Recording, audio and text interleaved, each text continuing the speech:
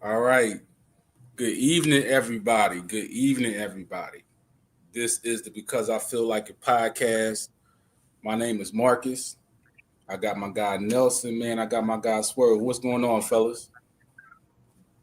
What's going on with What's you? happening? Peace and blessings. Yep. And one other thing, man. I want before we go, I want to first send my condolences on behalf of myself and my family, all my friends, Swerve, Nelson, my guy Dorsey, to the families and the young children and those who were all affected by that crash, that plane crash that happened last night at Reagan Airport in D.C. That was very unfortunate. It didn't need to happen. A lot of lives were changed for the worse last night. But I just want to give all the love and all the prayers and all the positive vibes and strength that I can give to those families, to those workers there that have to, try to take care of that wreck site. I mean, it's just unfortunate, but I just wanted to give my love and prayers out to those folks. So, and I hate to say that on a sober note, and it sucks. It really does, man. I'm praying for those folks. Um, but okay, so what we are going to do tonight is we're going to do a recap of the AFC and NFC title games, and then as a roll up, we are going to talk about the role of the running back in the roles they played in these two games that played on Sunday night. So, what do you guys think about the AFC Championship game? I'll So let you go first. thank you. So with the AFC Championship game, there's a lot to unpack, and we all know that you have to go through Kansas City. These last 3 or 4 years, they pretty much reign king. We all know going into Arrowhead, there's two things you have to face: the crowd and possibly the refs. But when it comes down to the game of football, you're put in position to win the game. And there was two key plays that could have made the difference. One key play was, of course, has been talked about. You see it in replay, the first down that was supposedly not called. There was two refs. They came from both sides of the sideline. One indicated first down, the second one didn't. If you Right. go back and replay, we can change the call. The biggest thing about offense and defensive coordinators, they study, they know the different packages, they know the offense and defense of the opponent they're going against. And sometimes what happens is the way I looked at the game is that when things are going good in the first and second quarter, keep it going. You mentioned the running back. There's a running back that was cooking. Okay, no pun Yes. intended. James Cook was getting his rhythm. There's a MVP caliber quarterback that was hitting his spots, but then it came to the point where it came down to inches, and that's where the game was lost. Defensive coordinator for Kansas City, he's been with Kansas City, I think, more than 5 years. So he knows his defensive schemes. He knew exactly how to read Josh Allen. He's been reading him since the 2022 AFC Championship game. And so it's amazing. It's my son, y'all. It's amazing. Man, It's amazing how it can never get Josh Allen and the Bills can never get over the hump or make that final adjustment. Now, here's my thing, and Swerve, I know you can probably touch on this. When is it the right call? Because it seemed like Andy Reid knows when to call the right play at the right time. And it's amazing how every year there's a wrinkle in the offensive calls. It's it was 32-29. So we all know it was going to go back and forth, whoever had the ball last. But it seems like every year there's a niche of when that play is called. Even in last year's Super Bowl, there was a wrinkle where the man went in motion and went back out, caught the touchdown pass. So that's my take on it. I got to be neutral because I feel like it. Even though everybody knows me outside of here, I'm a true fan of one team.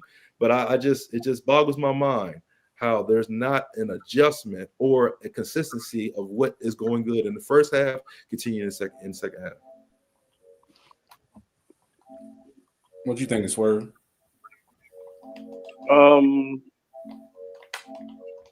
Two things. Andy Reid is arguably the greatest football coach of all time.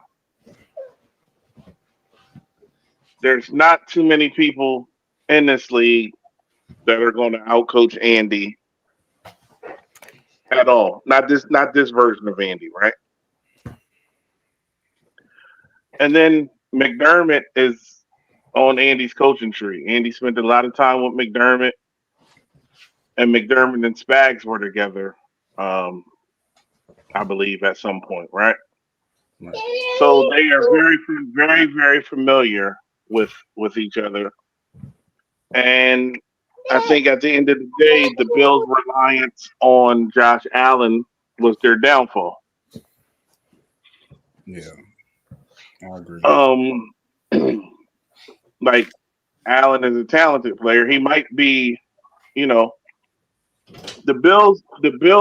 Bills this year reminded me of those Ravens teams from a few years ago, where it had to be all Lamar. Right. Like everything was about Lamar. Everything Lamar. And I think the Bills got away with it. They started doing it. They got rid of Diggs, Gabe Davis, and I didn't think the Bills thought they were going to be as successful with the plan, but it was, we just going to throw 17 out there. And if 17 on, we probably got a 65, 70% chance to win this thing. The Bills, this year's Bills were built like the 2001 Sixers.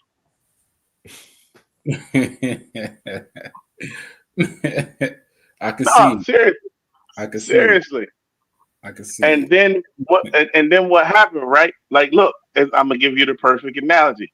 So this year's Bills were the 2001 76ers, right? So this year Bills get off to a way better start than they expected, and now the Bills are like, damn, we might actually be legit.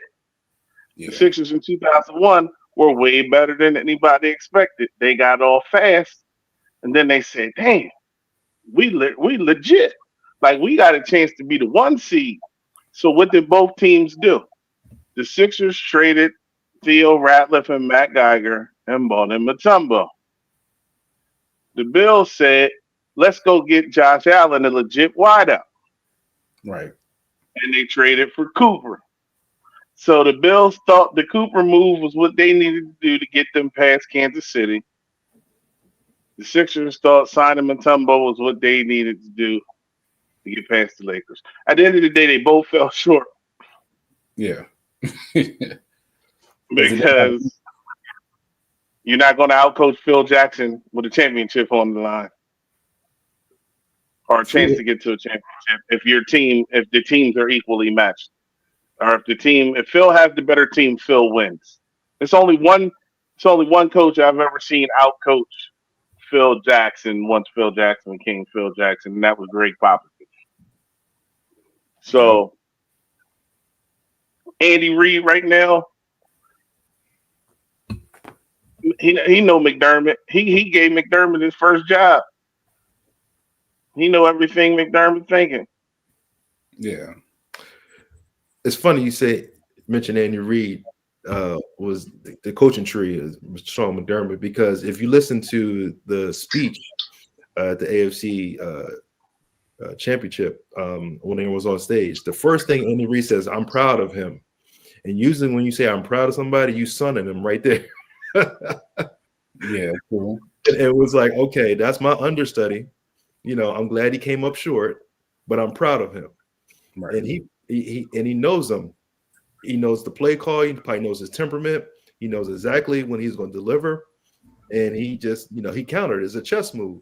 But I like that analogy, 2001 Sixers, because, you know, it was one star, which was Allen Iverson, and he had everybody else was a role player. Now Mutombo was at the end of his career, you know, but you know, when free agency came around, who was really out there?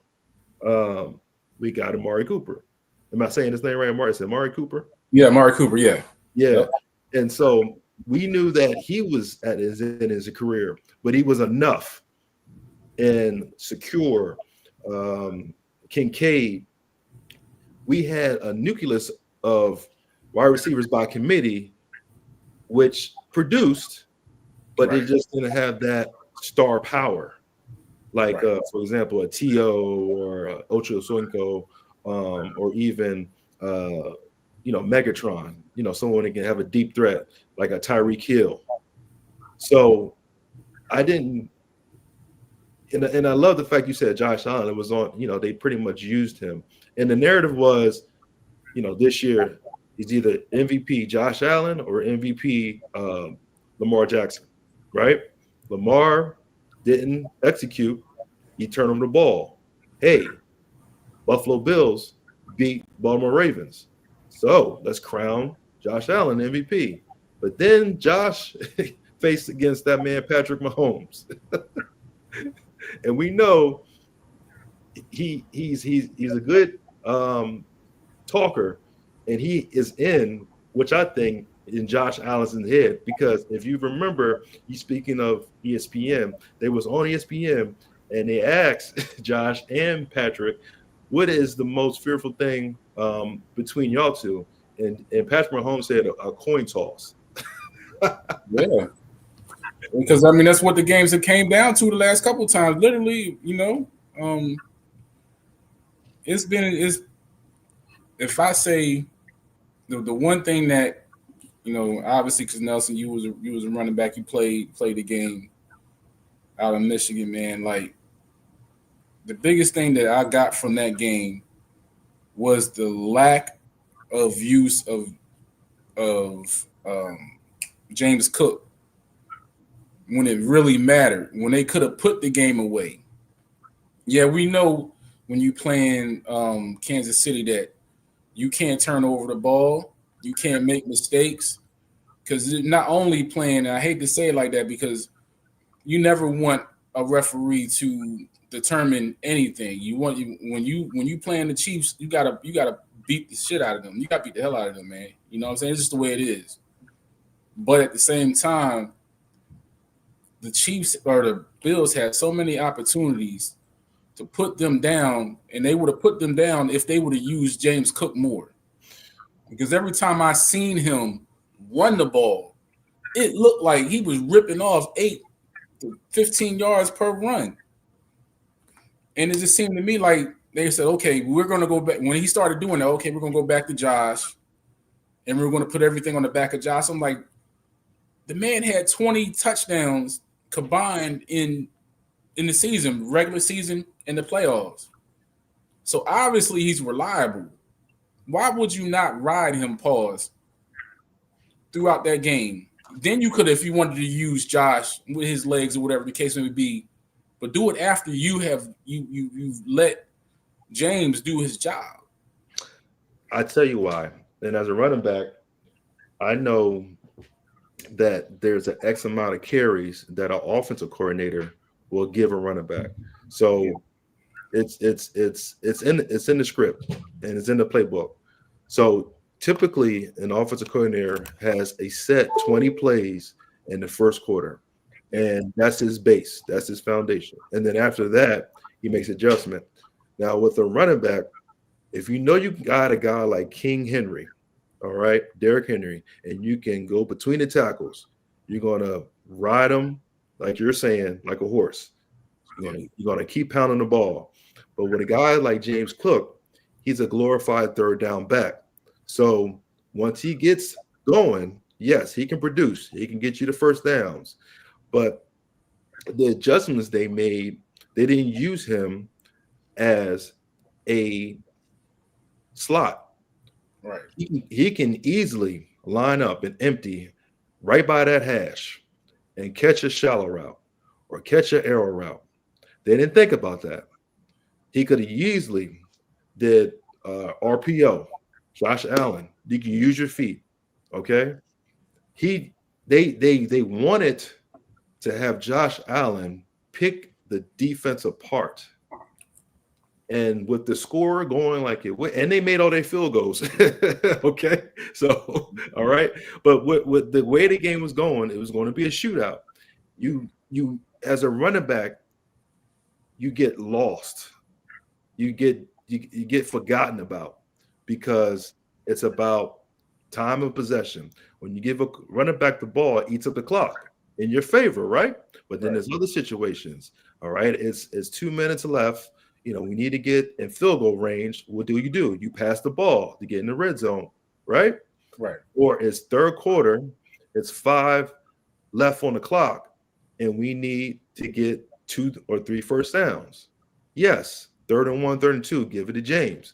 But to us to get down the field, get in the red zone, we need to pass the ball. So that happens every time. And if you hear the commentators, what happened to the running game? This, that, and the third. If you're not a Saquon Barkley, if you're not a King Henry, you're not going to get the ball when it comes down to crucial moments. I see what you're saying. I see what you're saying now. So that's why they didn't utilize him, because they don't see him in that area yet, or in that space where they can say, okay, we're going to ride you, throughout the game. Okay. I don't think they see him as a prime key back. I think they can use him. Right. They can get key first downs, but as far as a prime top tier, I don't think they have him in that category. Now, Sean McDermott, I can't speak for him and what his ideologies and his themes, but I can see that they use him sparingly. Now, granted, they give him games where he needs to get his stats. Okay, we're gonna get you 100 yards. I think let me look it up, but I think he had close to over 1,000 rushing yards. Okay, but when it comes down to playing in the playoffs, you are studied, and we know where you're going to go, especially with a guy like James Cook, because yes, he's a slasher. He can get you the first down. He catches the ball in the backfield, but after that, are you going to give him the ball 32 to 33 times a game? No. Yeah. So that's what it is. That's what it is. Okay. So, when you get to that point, you kind of see why the game went the way it went towards the end. Even though, yes, there were some questionable decisions or determinations being made by the refs. I understand it's a hard game to the ref, but some of those plays were, especially the one that got me the most, it wasn't even the first down that got me the most, where Josh had went around the left side and he got it. Mm-hmm. To me, he looked like he got it, but that wasn't the play that got me. The play that got me was when I forgot who the receiver it was that went up and got. Okay, it was Xavier Worthy. Mm-hmm. He went up, but my guy had to pick. It was to me it looked like a pick, but then when you review the play in its entirety, if anything, it should have been an incomplete pass. At worst, an incomplete pass. You wasn't calling pass interference. You wasn't calling it a tie because the ball hit the ground and moved. So instead of them saying that, okay, we're just going to say this is an incomplete pass and move on. They said Worthy caught it when he didn't even have a hand on the ball until my man came down and the ball hit the ground. Yeah. If you look at that angle, his arm was suspended. So it was like his left arm was out until the ball hit the ground, and then he ripped it from him. Right. And at that time, it still should have been if you would have said it's going to catch, if you would have said anything, it would have been a pick. But it shouldn't have been a catch. It was either a pick or an incomplete pass. Exactly. It was wild. That was wild. But I got to jump off here, fellas. It's all good, brother. Yeah, we'll catch up. I was getting ready to say my thoughts, like what y'all leading to the exchange and the running back market is the best thing to happen for the running back market in a long time is the season that Saquon, Derrick Henry, and even the James Cook had, because now you got to look at how a lot of teams in the NFL are built. I think, and that plays into part of the Eagles and Ravens' success, because a lot of teams' base is nickel. Right. Like a lot of teams' base is nickel, and when you come out and your base is nickel, it's easier for a lot of teams to get smaller and faster than it is for teams to get bigger. So if your base is already a nickel, and then somebody comes and just says, "Oh, we're not even planning on throwing the ball today," yeah, wow. you already in a jam. And I think the Eagles have forced teams to play bigger, and when you play bigger, you sometimes get a less talented guy on the field. So, like, most teams have 3 really good corners, right? Right. And then if you get them in dime, normally the fourth guy is like, he's not bad, but he's good in like limited snaps, right? And then you even might have a fifth guy who's the same, but they're all, like, no doubt guys who can play at the NFL level. Right. But if you go big, like now you might got 2 really good tackles, 2 really good D tackles, or maybe, but the rest of those guys are like rotational pieces. Like we don't want them on the field more than 10, 12 snaps. But if you go big, you force the team to start using that back end of the 53, especially because a lot of teams don't go that deep. Like you might keep a guy because he stopped the run, or you might have a guy, but a lot of teams don't have a lot of teams don't have 3 or 4 run stoppers. Mm-hmm. They might get one. you might got one big fella, and then they done gassed him. So now you playing that undrafted rookie that's only supposed to get special team snaps. Now this guy, you leaning on him to play, make contributions. So I think playing big and forcing teams to play big is a huge part. But I want to talk about it in depth a little more when I have a little time. I got to get your take on this, because you said nickel. Usually there's a 3-man rush, and you got that nickel coming down as a safety, or a slasher or a corner.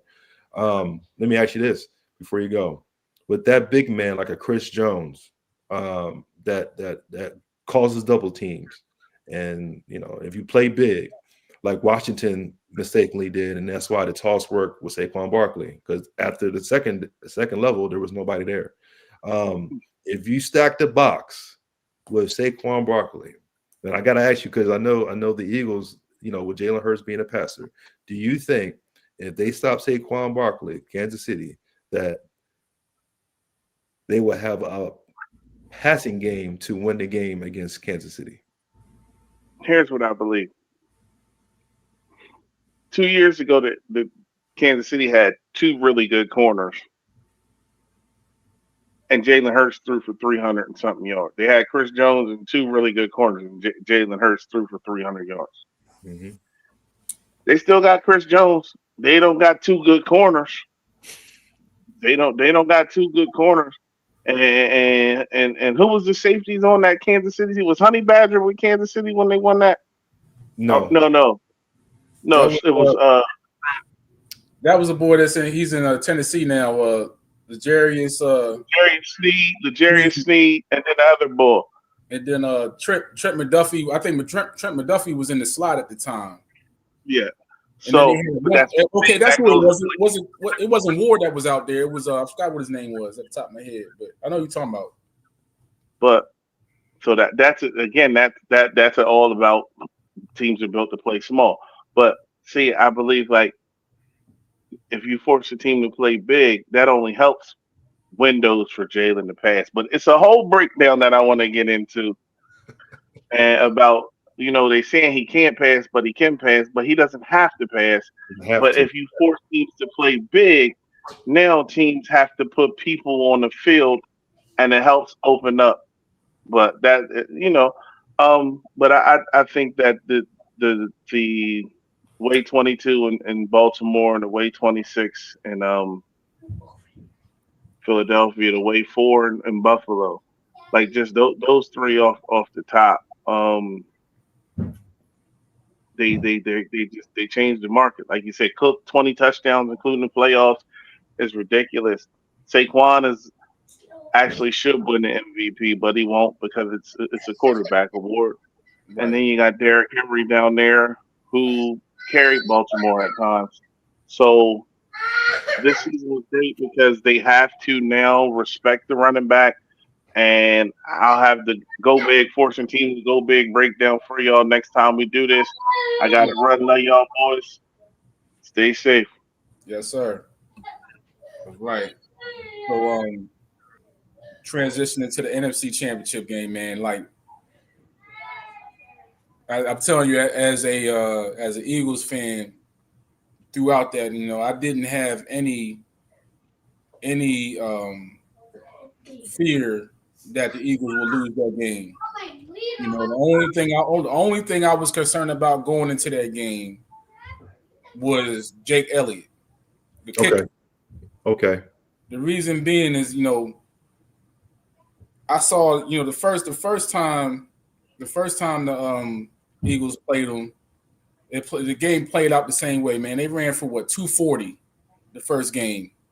It was earlier in the season, but they ran for 230, 240, and Jalen did his thing, right? They try to do the whole hurry up and come back thing at the end of that first game.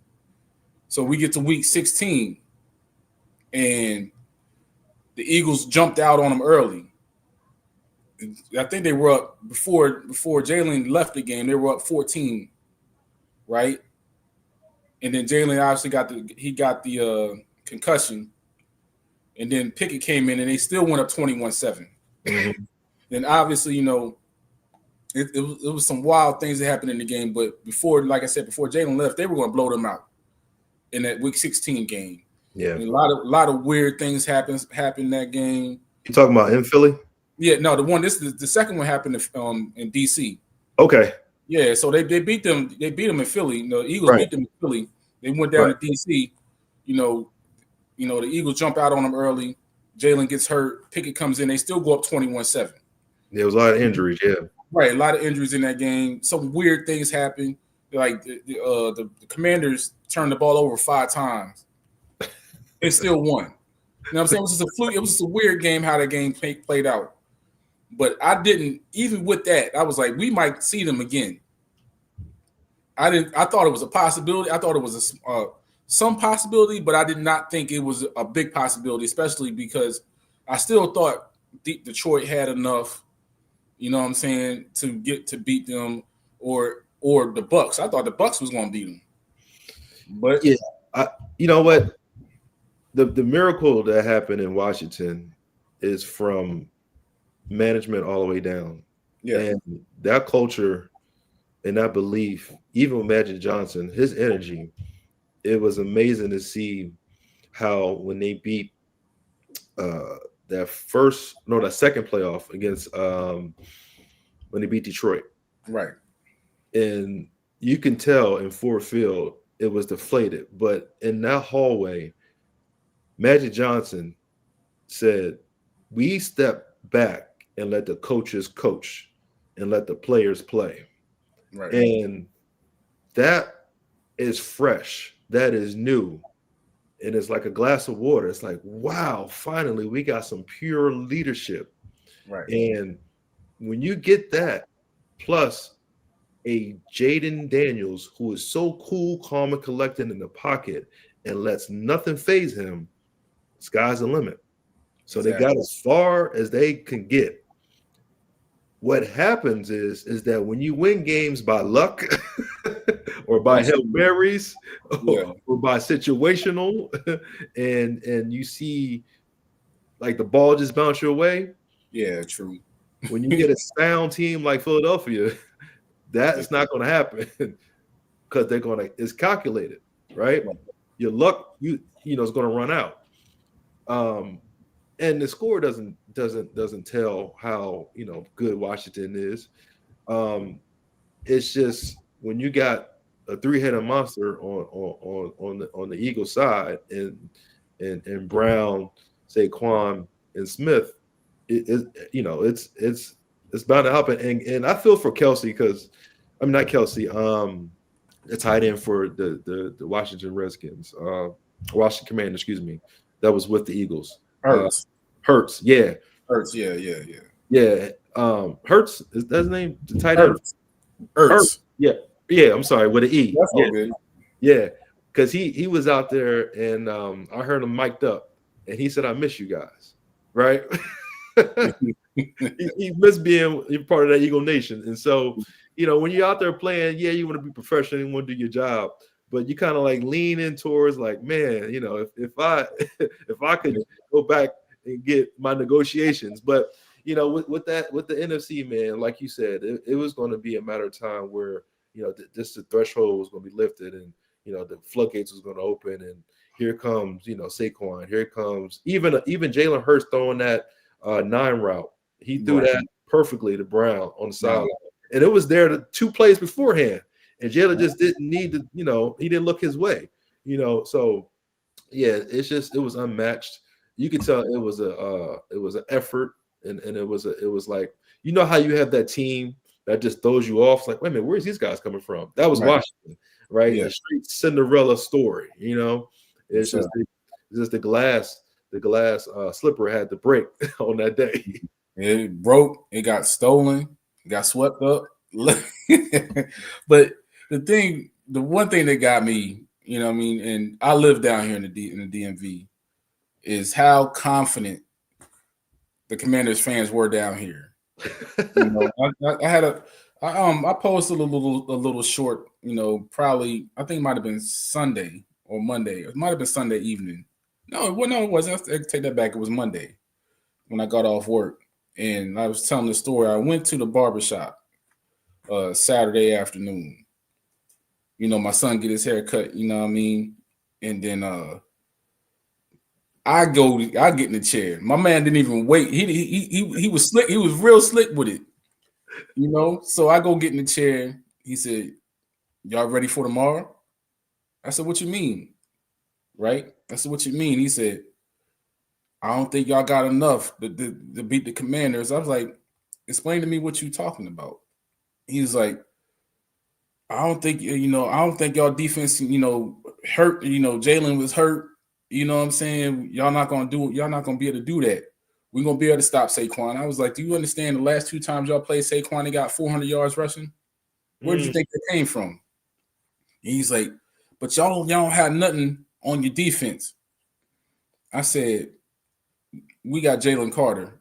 I said, name me one player on your defense that's better than him. He's like, man, I was like, you already wrong. When you started your comment, I was like, he jumped straight from that. He was like it messed him up so much. He went and said, well, we got Terry McLaurin, we got Scary Terry. I was like, that's not what I asked you. Yeah, that's the offense. I was like, that's not what I asked you, bro. You know what I'm saying? So we got to it. And I said, look, I'm going to tell you what happened. I'm going to tell you what's going to happen. I said, understand what's going to happen. I said, remember the last time y'all played us down there in Landover? I said, all Jalen Hurts is going to do is pick up from the time he got hurt. And when he got hurt, I said he had a concussion, so he didn't remember the other part of the game. He was only there the first quarter, so he don't remember the second, third, and fourth quarters. I say, what's going to happen? He's going to come down there and he's going to pick right up from the time he got hurt, like nothing happened. And that is exactly what happened. He picked right up from the time he got hurt. Whatever that score was, he must have thought that score was the same because they boat raced him. You know what I'm saying? Yeah, you know how Jalen Hurts has, all last year when they went 10-1 and then lost the rest of those games. If you notice, Jalen Hurts didn't say much when he sat down, and it was almost like he was thinking the whole time and plotting for next year. Right. And you could just tell that it was brewing. And even with that knee brace, that puts restrictions and it makes you strategize. Right. So when you're a quarterback, of course, you want to be elusive, you want to get out the pocket, but some players use that as an advantage. And so it makes you smarter and wiser that you have this knee brace on, and it makes you look at the whole field in a whole different spectrum. And Jalen Hurts, he doesn't get enough credit. I hear other anchors and other analysts, not even mention him in the top 10. And it's like, why? How much does he have to prove? He's putting up big numbers in big-time games, especially in the last 3 or 4 years. Look at the Super Bowl. If it wasn't for that slip fumble, we'd be crowning the Eagles champions. Yeah. And then on top of that, what quarterback has not been in the Super Bowl and won 2 MVPs?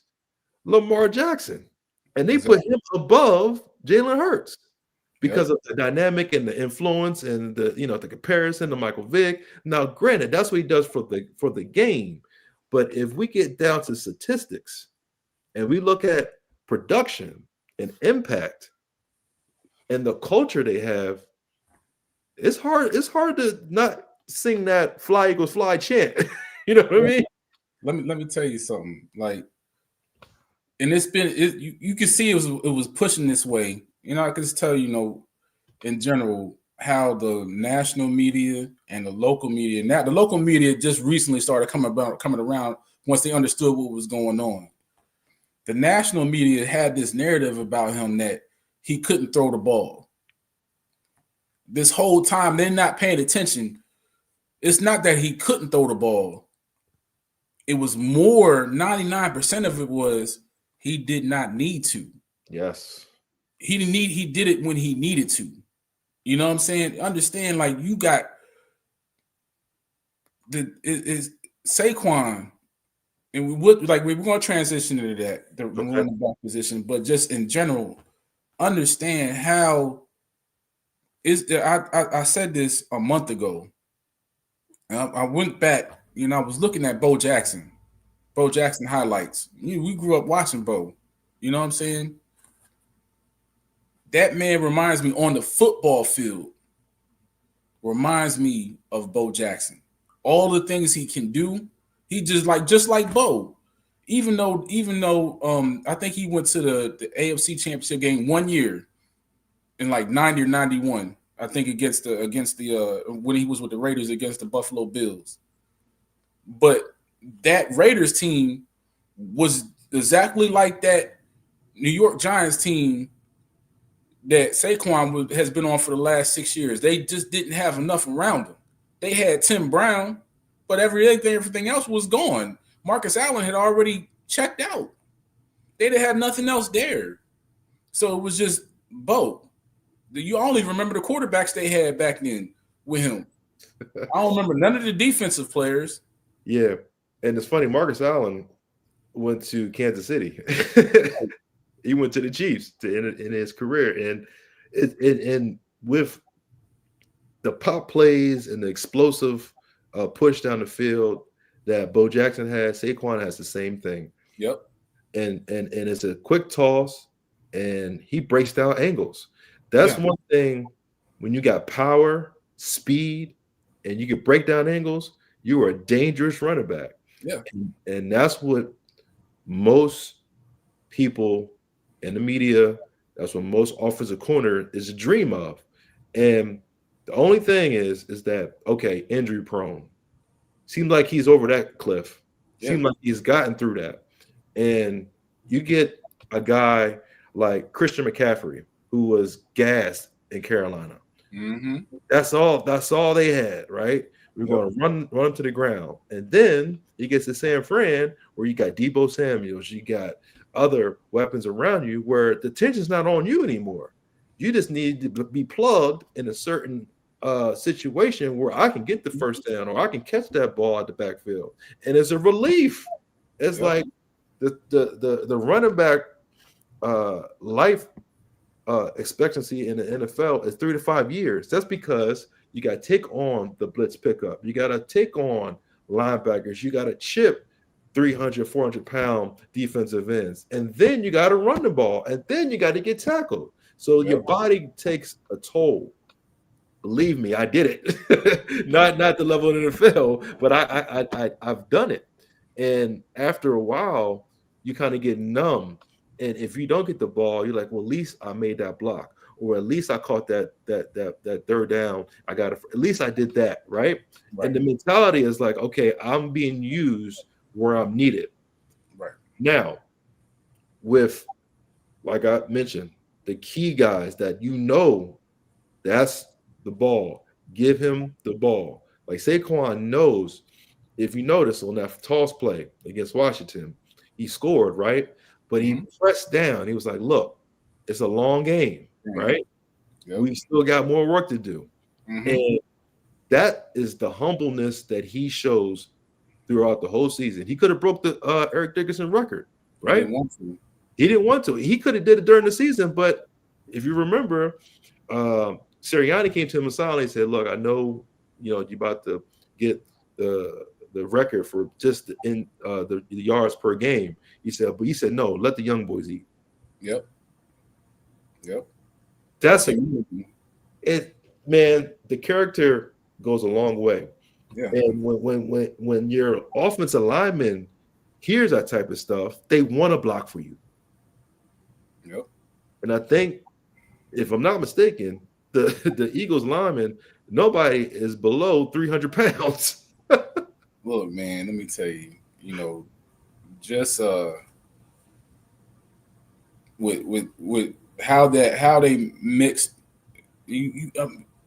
people, it's like I said, go back to the media. They made it seem like Jalen was just I would see, because I don't watch any of those sports talk shows because they're too performative, too loud. You know what I'm saying? I don't want nobody loud talking to me at 10 o'clock, 9 o'clock in the morning. You know what I'm saying? Like, give me what I need to hear.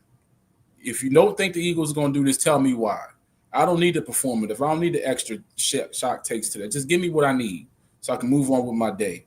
But they said this man was the weakest link on the in the playoffs. Who? Where was it? I think it might have been Nick Wright, because you see the clips all over social media. Okay. Even the folks was worried about him. If you hear, even just on because on the way home from work, I listened to the NBA or NFL radio coming home, and they were like, we're so worried about him. He hasn't shown that he can throw the ball. He seems like he has a lot of issues throwing the ball down the field. I'm like, y'all are looking at this, but not understanding that there is no need to, because no defense in the last they've won 15 games in a row. Well, no, they've won 15 of their last 16 games. 15 of their last 16 games they've won. Where is the need to have to throw it when the other team can't stop you from running? Yeah. You run to supplement, and you pass to supplement when it's needed. So that's what he's been doing. That doesn't mean he can't do it. It's just there's no need to. If you can't stop me, if I keep punching you in your face, why do I need to go start kicking you? or why do I need to, go to the body? Right. You don't need to if you can't stop me from punching you in your face. Yeah, It makes no like, sense. keep the main thing the main thing. Keep it simple. If I can't, and like you said, the line is the most dominant offensive line in the league right now. I mean, he had 113 and three touchdowns last week. The week before that, he had 205. The week before that, he had like 170 something. Like, why is it that you need to prove something to people he don't need to prove anything to? Hurts don't need to, dude. They said, well, he only had 128 yards passing. I said, well, in that same round, Josh Allen only had 127 yards passing and 20 rushing. It's funny when you hear the outsiders and they want to know what's going on in the locker room. Right. But we all know whatever goes in the locker room stays in the locker room. Right. And so a lot of people see what they want, but they don't see what they actually need. And if Jalen Hurts doesn't need to pass the ball, do you think Sirianni is going to force him to do something when they got a W in the left column? Right. It's like, okay, Jalen Hurts has nothing to prove to anybody. The man is a son of a coach. The man has to learn, and we can go back. Everybody doesn't like to reference this, but you got to. The man learned 2 premium playbooks in Alabama and Oklahoma. Okay. And when you're a son of a coach, it's a 24-hour job. You're never the one that's going home and just playing video games or going home and just eating at the table. Your dad is like, let's go watch this film. Yep. Let's go study the 3 technique. The linebacker dropped. Why did you throw the ball? The shallow route was open, but you threw it to the dig. And on top of that, that's a constant thing. It's not like you're at the dinner table and your dad is going to say, hey, man, how was those grades? He's going to, because he has to worry about the team, right? So that pressure has been on him since day one. And Jalen Hurts is part of a culture, even in his inner circle, that genuinely cares about him. His whole staff is women. Okay. Bingo. Now, last time I checked, the women give you a voice of reason. Okay. Yep. And they like to negotiate, especially if you have someone cheering for you, right? Go.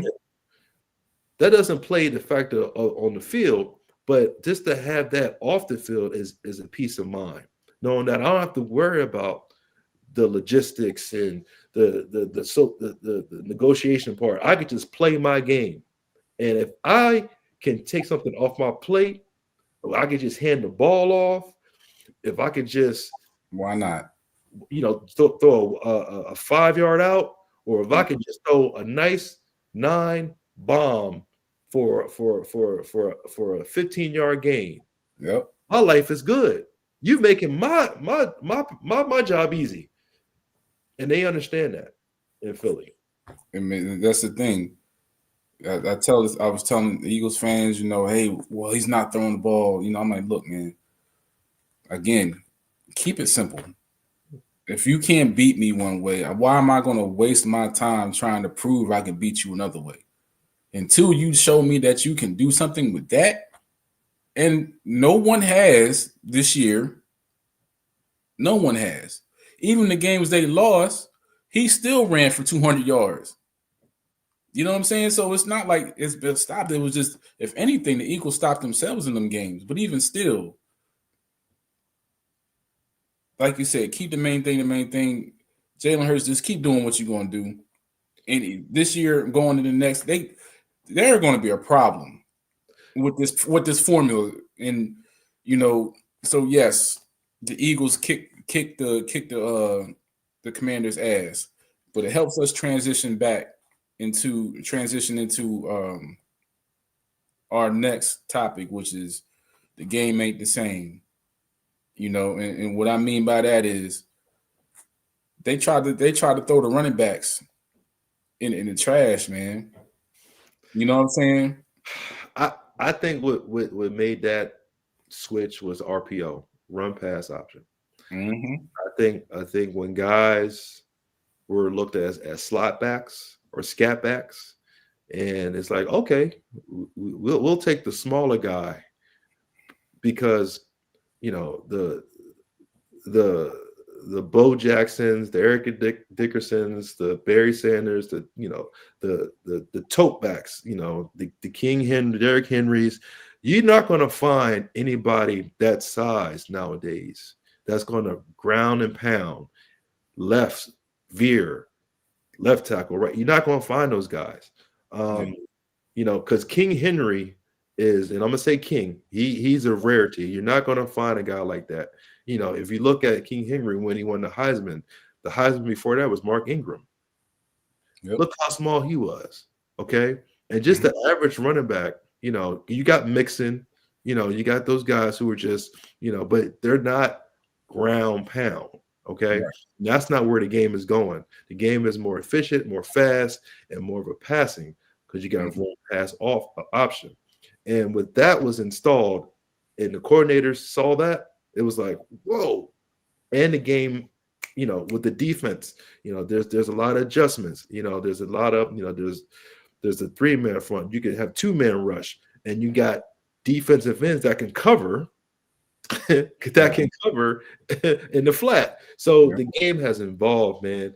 And it's amazing how the running back is a lost arc. In Detroit, they call it Sonic and Tails.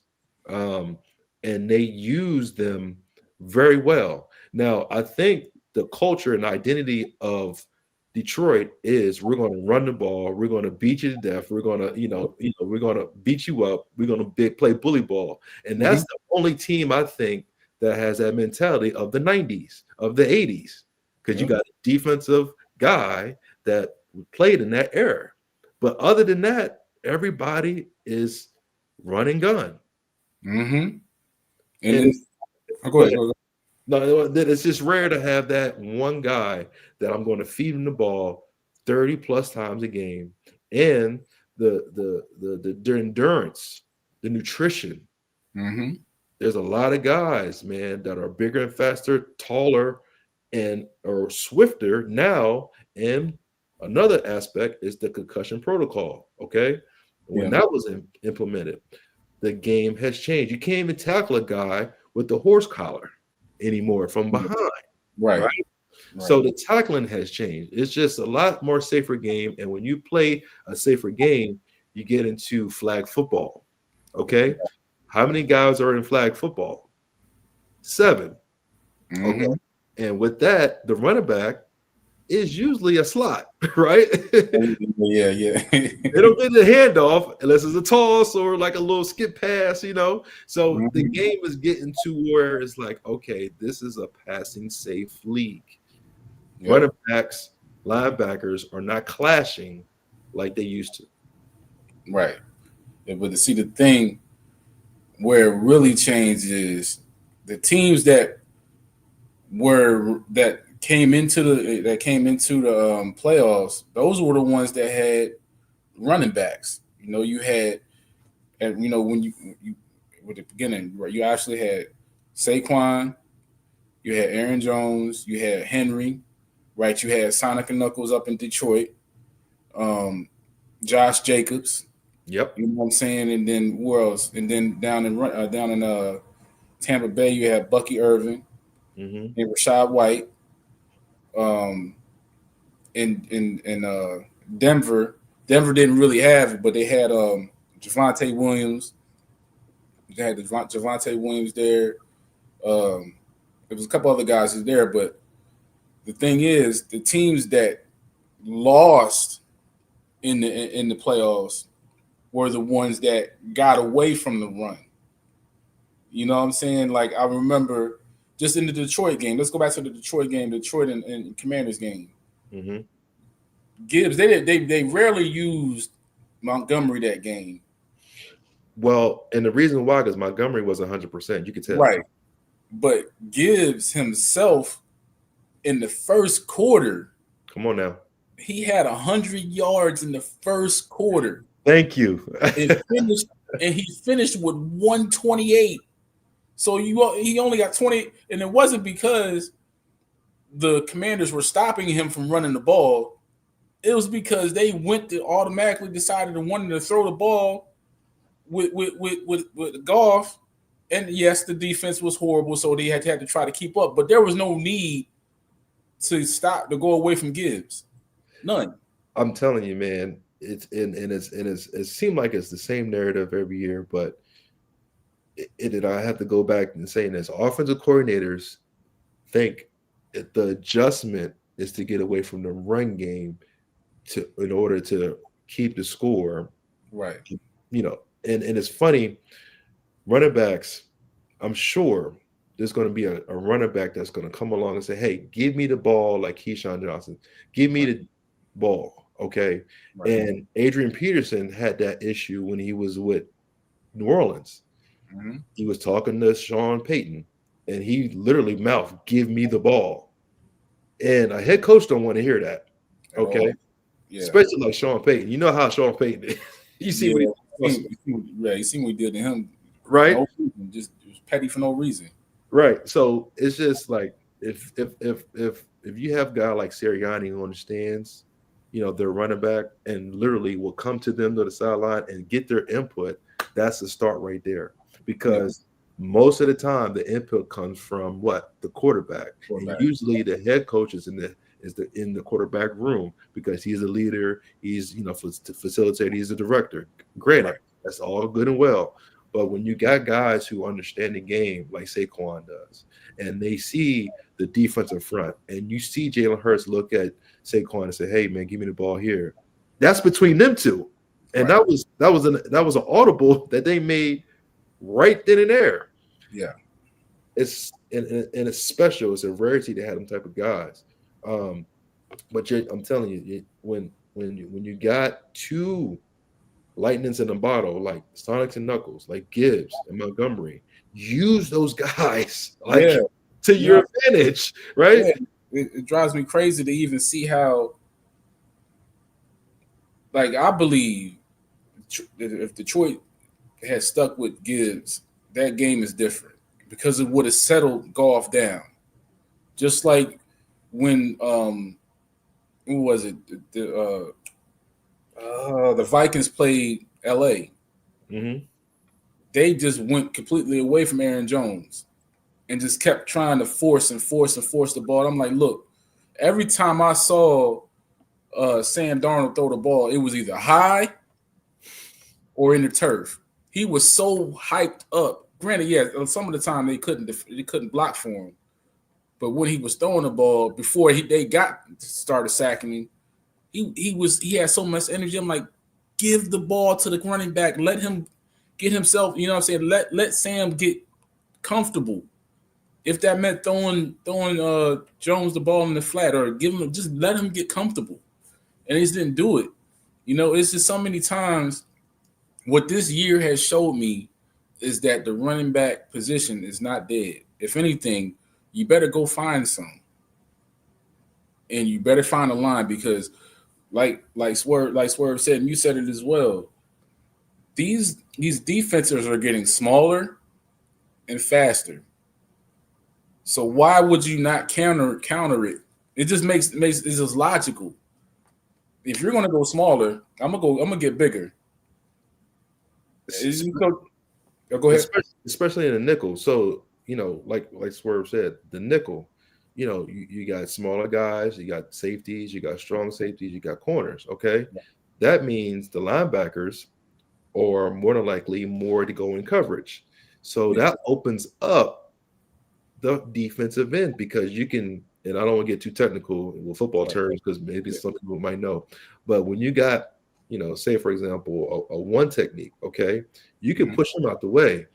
There's nobody behind in the second level because that guy is in the hole and he's out of the way. So now with a shifty running back like a Knuckles or Gibbs, or a James Cook, he can make one move. Now he's gaining 10 yards. Yeah. And if he's if you got the right blocking with a receiver, he's touchdown, right? Yeah. But then again, with a most nickels, there's always that one guy. I think the Eagles got Braun. What's his name? Zach Bond. Yeah, that he's a beast. Yeah. Okay. You always get that one linebacker that can spy the quarterback or man-to-man on the safety or on the running back. And you can move him around. And that kind of caused, some conflict with play calling. But man, run the ball, man. Run the ball. Use it to your advantage. If you're going to have a defensive end out in coverage and I'm going to run where that defensive end was, that's a guaranteed 5 yards. The game, and it goes back to it, man. The game is not the same anymore. You understood. You can throw the ball all you want to, but if the other team has a defense and the other team has a running back and an offensive line, and they're committed to utilizing both, you in trouble. And it's just like the Eagles. They beat you down. It's a constant. I keep punching you in your ribs. I'm gonna punch you in your ribs. Okay. The next thing you know, you're gonna double over at some point in time. You might not double over in the first quarter. You might not double over in the second quarter. But when it hit the third and fourth quarter, you tired. And really red. And just to kind of make a boxing comparison or a parallel, Muhammad Ali did that. Muhammad Ali said, "You can swing first, second, third, fourth round. I'm gonna let you get tired, and then I'm gonna hit you with the rope-a-dope, right?" Mm-hmm. And so it's like, okay, you got your jab out, you're good, you're tired, right? Okay, you got that uppercut that you missed. Okay, all right, you're gonna send that blitz. Okay, cool. Or you're gonna have that safety turn into a nickel, and then you're gonna come to the outside. Okay, cool. All right, now here's a toss to the opposite side, to the play side. I don't want to get into football vernacular. It's gonna if you're gonna go to the play side, if you're gonna so man, it's so crafty what these offense coordinators do. And with the Eagles, I'm really because Andy Reid is very, and I'm sure he's was it Spariant? What's the defensive coordinator? Spagnuolo. You talking about for the Chiefs? Yeah, Spagnuolo. Yeah, Spagnuolo. I'm really interested to see how he strategized against the run pass option, because I know he studied Jalen Hurts, because he's a power runner. You got the flash, you got the speed with Lamar Jackson, and you got pretty much with Josh. He's pretty much a wrecking ball, like a freight train. But with Jalen Hurts, he's a power runner. So if you have a corner trying to, for example, go for his legs, he can run through that. If you have a safety trying to come up and tackle him, Jalen Hurts is, more than likely, if he's not going out of bounds, he can run him over.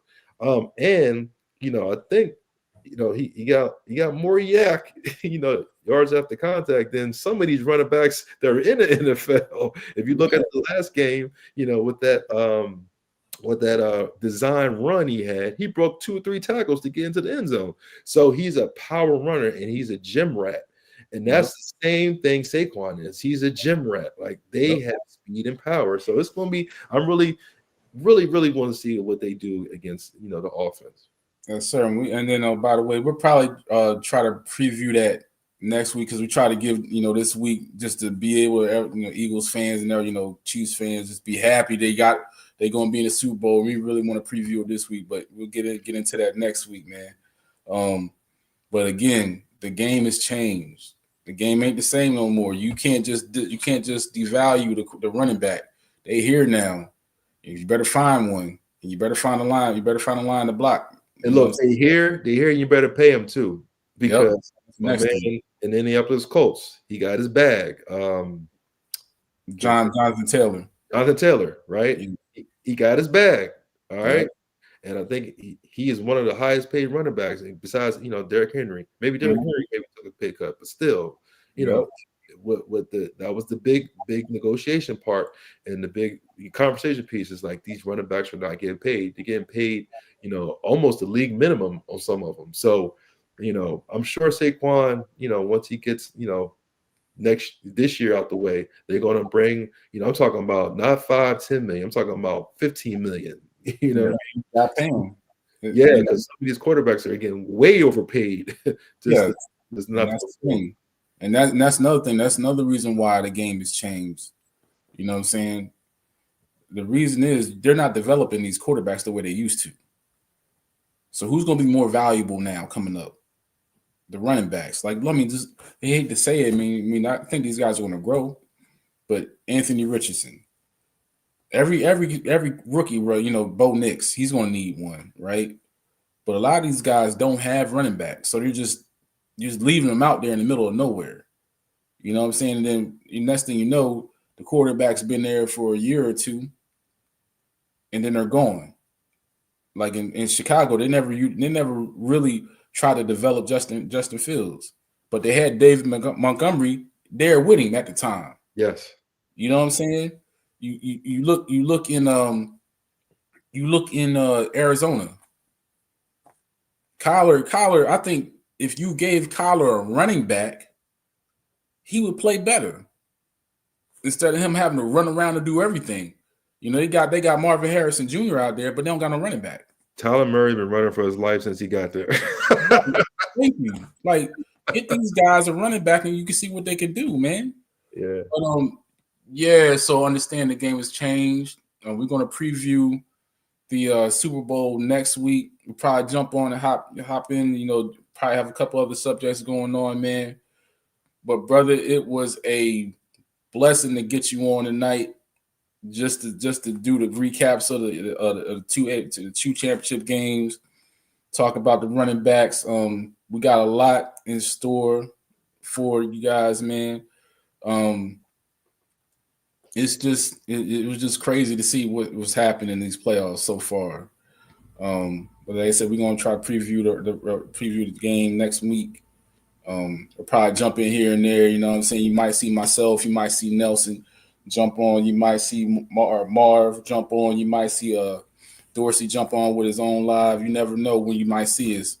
But this is the Because I Feel Like It podcast. My name is Marcus. You can follow me at Imagine Life 2 on Blue Sky. Do not mess with Twitter. Twitter is a cesspool right now, especially with everything that's going on in the world. Hey Nelson, where can they find you at, man? You on your social? Yeah, at Nell2524 Instagram. You can follow me, catch me there. Okay, got you, man. And like I said, man, it was good to talk shop with you tonight, man. Everybody, y'all stay safe.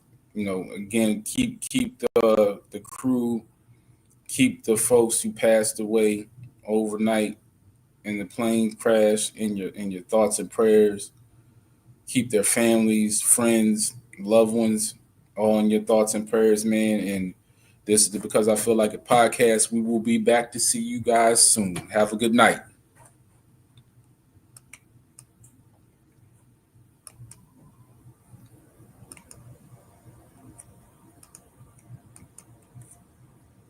All right. Let me see.